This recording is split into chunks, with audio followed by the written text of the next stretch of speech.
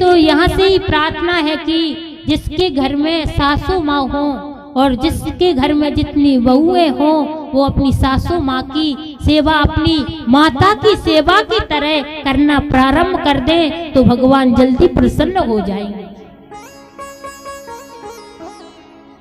और हर सास को भी यही चाहिए कि जितना प्रेम अपनी पुत्री से करती है उतना प्रेम यदि बहू से करने लग जाए तो भी भगवान दूर नहीं है।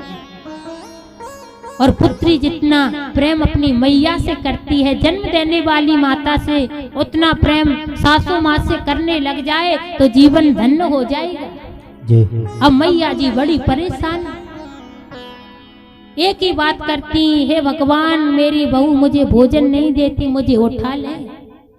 अब सासू माँ भी काम बहुत करती।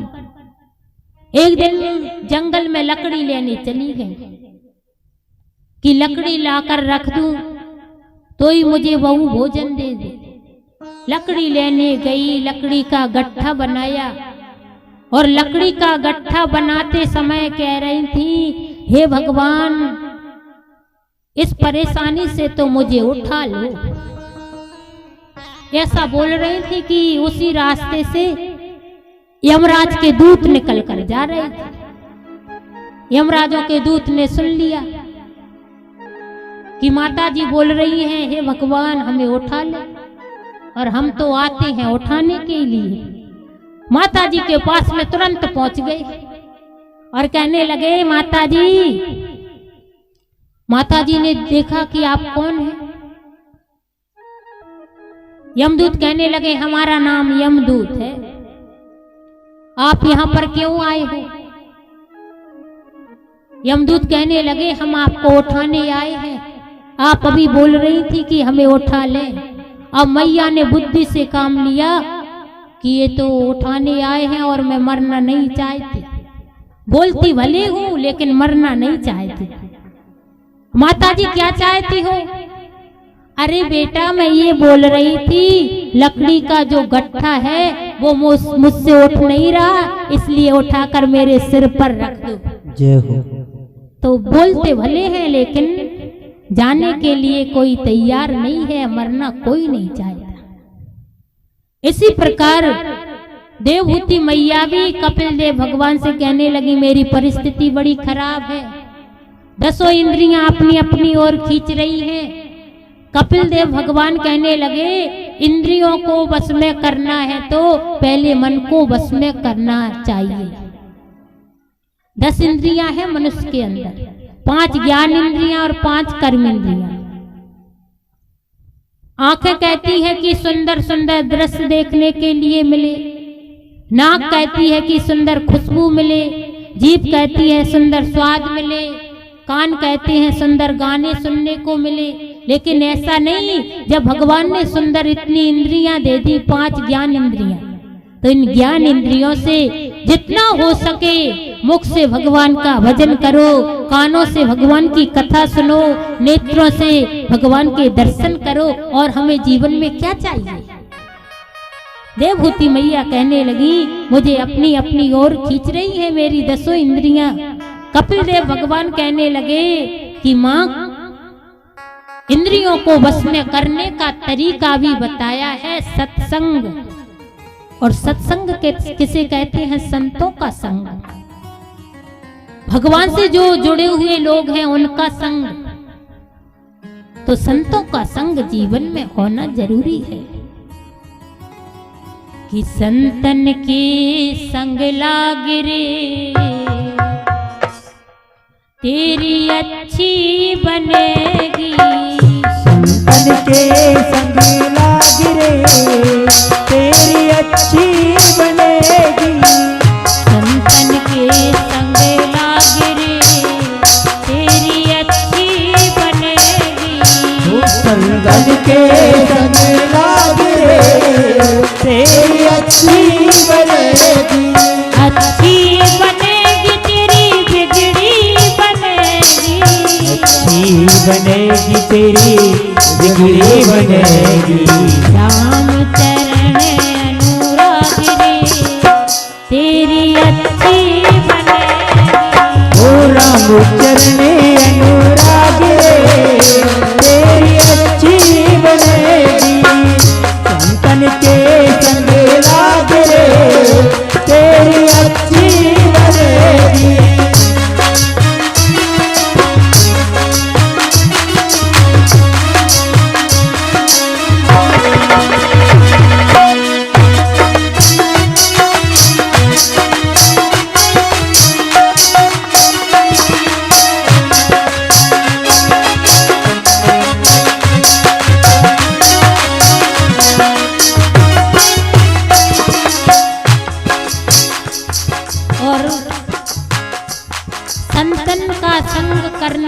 किस किस की बनी है संतों का संग करने से।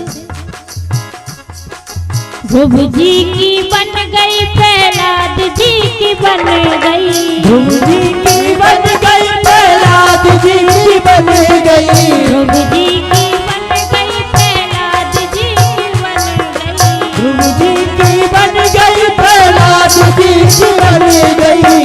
ओए तेरो बड़ो भाग रे, तेरी अच्छी बनेगी, हुए तेरो भाग रे, तेरी अच्छी बनेगी।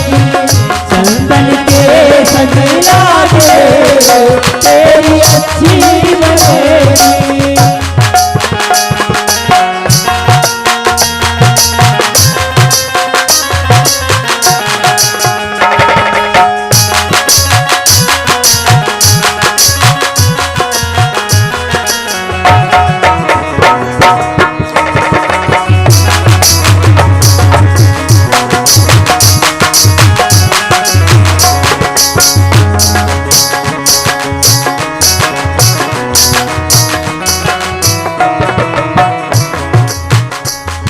और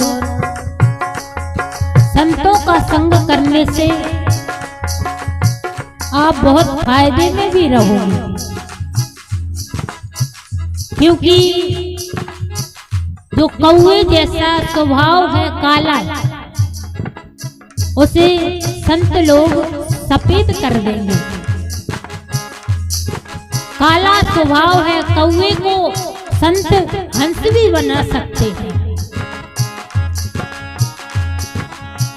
कागा से तुहे हंस बने हैं, कागा से तुहे हंस बने हैं, कागा से तुहे हंस बने हैं, कागा से तुहे हंस बने हैं। मिट जाए और के दाग रे, हरि बोल। मिट जाए और के दाग रे, जय तेरी अच्छी बनेगी,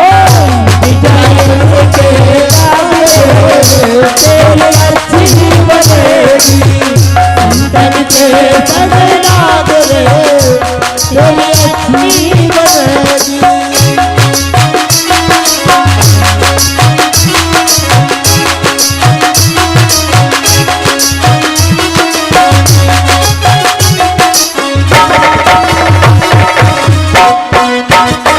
बोलिए श्री हनुमान जी महाराज की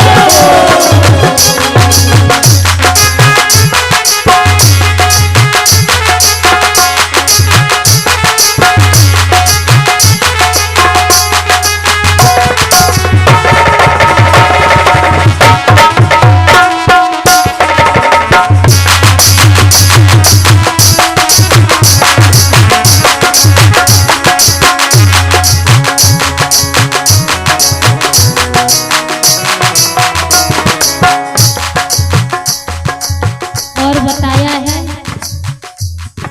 कि मनुष्य के सबसे महान शत्रु बताए हैं काम, क्रोध, मोह और लोभ। और मोह रूपी जो रात्रि में दिन रात सोते रहते हैं, तो संत लोग जगाकर भगवान से मिलाते हैं। मोहन सा में बहुत दिन सोए, मोहन सा में बहुत दिन सोए, मोहन सा में बहुत दिन सोए, मोहन सा में बहुत दिन सोए। अब जागे सके तो अब जाग रे, हरि बोल। तेरी अच्छी बनेगी, जाग सके तो जाग रे, तेरी अच्छी बनेगी।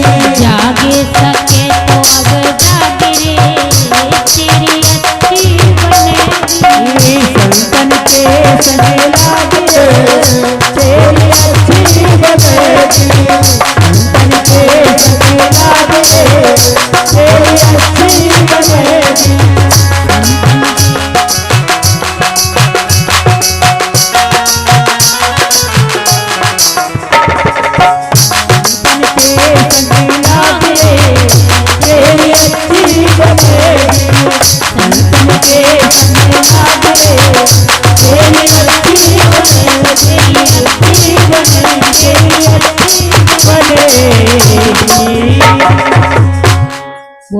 संत समाज की जय हो। तो भगवान कपिल से देवहूति कहने लगी, मुझे अपनी अपनी ओर खींच रही हैं दसों इंद्रियां। तो कपिल देव ने बताया कि इंद्रियों को वश में करने का तरीका भी है सत्संग। सत्संग करो। और माता जी भगवान का पूजन भी करना प्रारंभ कर दो। अब पूजन कैसा करना जरूरी बताया है। कपिल देव भगवान ने माता जी के लिए बताया कि मानसिक पूजन भगवान का करें। मानसिक पूजन बताया कि अपने मन से। लेकिन हम तो भगवान की आरती उतारते हैं, सुख संपत्ति घर आवे कष्ट मिटे तन का,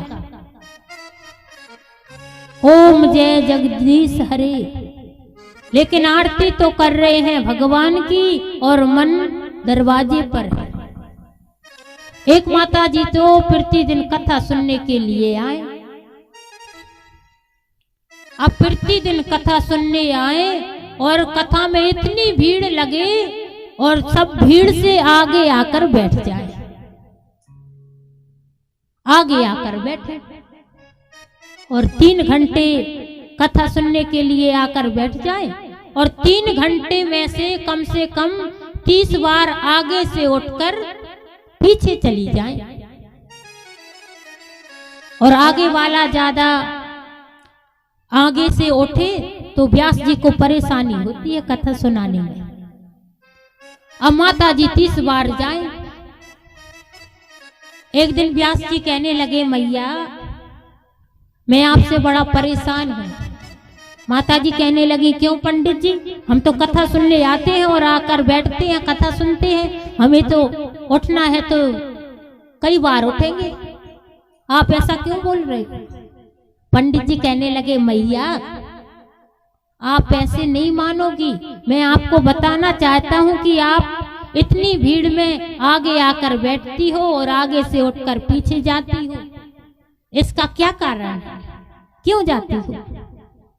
मैया कहने लगी कि पंडित जी जब आप कथा सुनाते हो मुझे मेरे जो गाड़ी में कुत्ता बैठा है उसकी याद आ जाती है। अब कथा सुनने के लिए तो आ गई माता जी, लेकिन कुत्ते में मन लगा है तो आपको कुत्ता ही बनना पड़ेगा। आपने वो कथा भी सुनी होगी कि भरत जी का मन हिरण में लग गया था तो हिरण बनना पड़ा था। इसी प्रकार जिसमें आप मन ज्यादा लगाओगे वही आपको बनना पड़ेगा। तो हमने बताया कि मानसिक पूजन भगवान का करना जरूरी है। मन से पूजन करो, मन से भगवान की कथा सुनो। और भगवान कहते हैं कि माता जी मानसिक पूजन भगवान का करना चाहिए। इसके बाद कपिल देव ने गर्भ में जीव की स्थिति के लक्षण भी बताए।